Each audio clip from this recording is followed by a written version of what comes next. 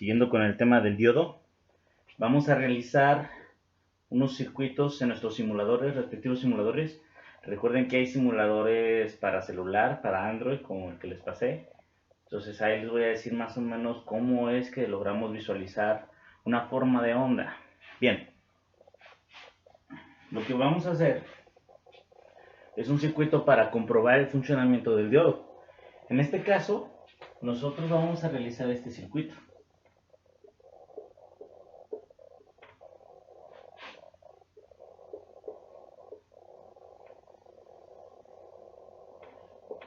Recuerden que la GND, o sea la ground, es muy importante.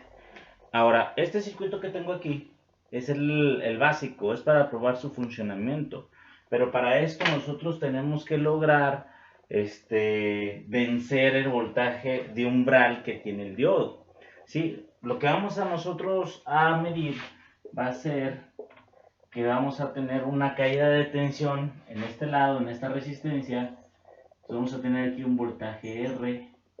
Le vamos a poner RL, que viene siendo resistencia de carga. La L es por load, en inglés es carga, bueno, en español es carga. Bien, el diodo, le vamos a poner la nomenclatura D1 y el voltaje. Hay varias maneras de referirse a él, a esta fuente. Es como E o como V. V1 o E1, ¿sí? Lo que tiene aquí es que viene representando esta letra mi voltaje de corriente directa. Es decir, que yo aquí tengo una fuente de DC. ¿Sale? Esa es la simbología. Pero también la pueden encontrar como esta otra simbología.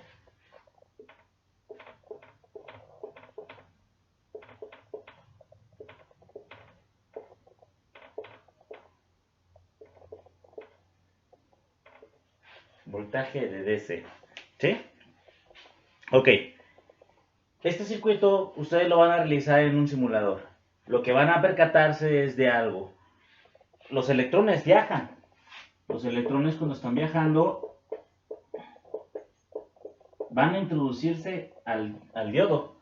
Entonces yo les comenté aquí que el diodo necesitaba de cierta cantidad de electrones para empezar a activarse, es decir, para empezar a conducir. Entonces, esto de aquí nosotros le vamos a llamar voltaje de umbral, que es el voltaje mínimo que el diodo necesita para empezar a circular. Ahora, muy bien, necesitamos de una información. Esa información también es básica en diodos. Existen tres materiales con los que un diodo está hecho.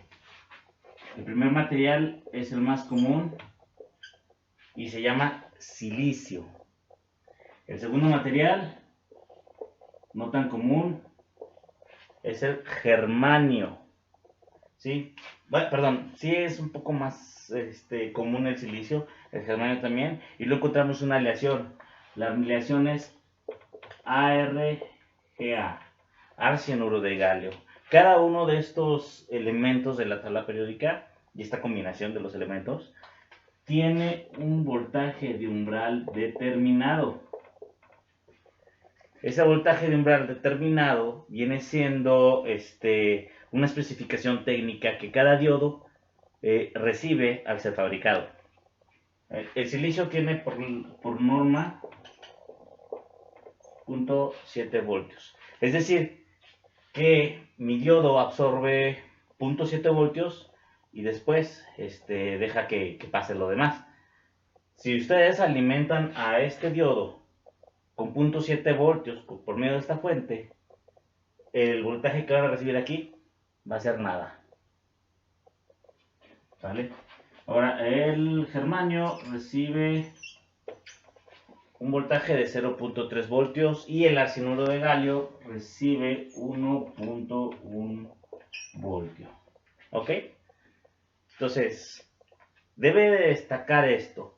Para poder activar nuestro diodo y que empiece a conducir, nosotros tenemos que darle un voltaje mayor a uno de estos tres materiales. ¿Y cómo sabemos nosotros de qué está hecho nuestro diodo?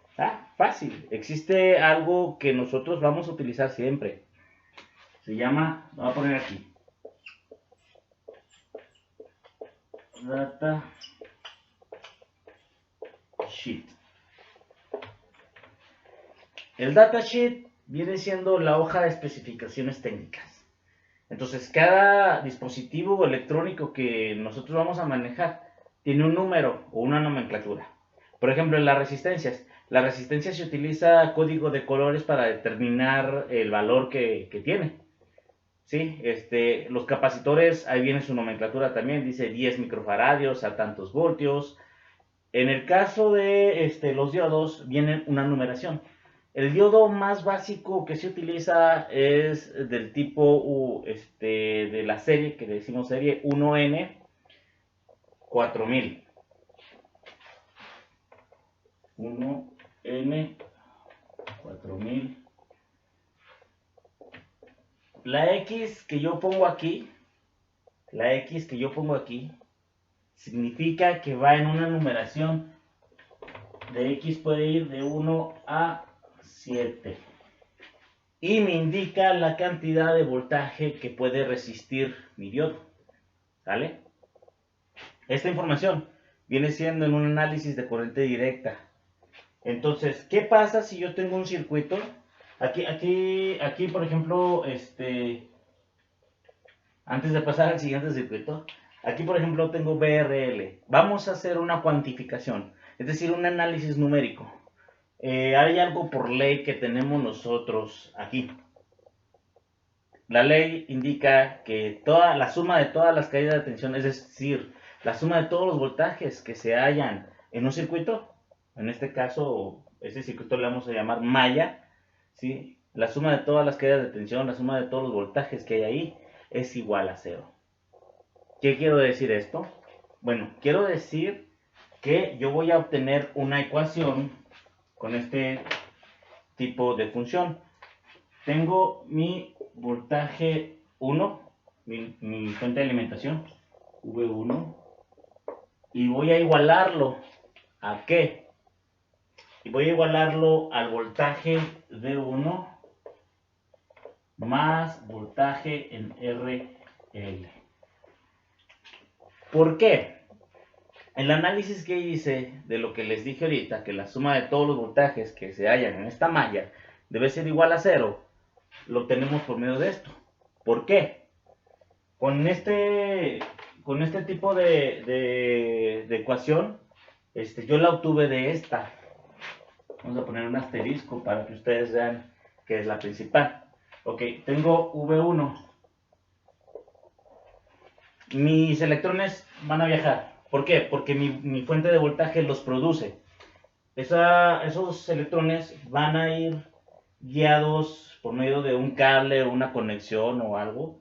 Van a ir guiados hacia el diodo, porque ya se van a dirigir. Entonces el diodo es una caída de tensión. ¿Por qué? Porque el diodo dice, presta para acá, estos electrones se quedan conmigo.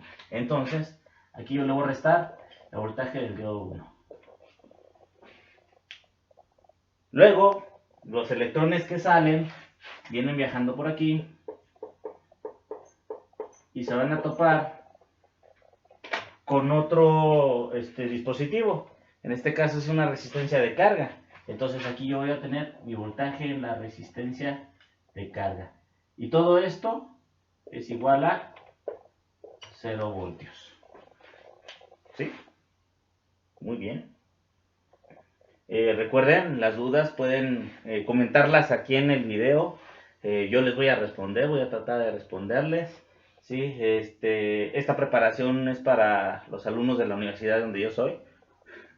Pero cualquier alumno, cualquier persona que le interese esto, pues puede comentar. ¿Sale? Ok. De este análisis que hice, nosotros vamos a despejar mi B1, que es esta. Entonces, siguiendo las matemáticas, mi B1, yo voy a pasar todo esto de acá, lo que me está estorbando con V1 lo voy a pasar del signo igual, o sea, acá donde está el 0. Entonces me queda como acá arriba, ¿sí? ¿Por qué? Porque el V1, si le restamos esto más esto, significa que el voltaje 1 es igual a la suma de voltaje en diodo 1 más el voltaje en RL. ¿Sí? Ahora, ¿qué pasaría si yo tengo el circuito siguiente?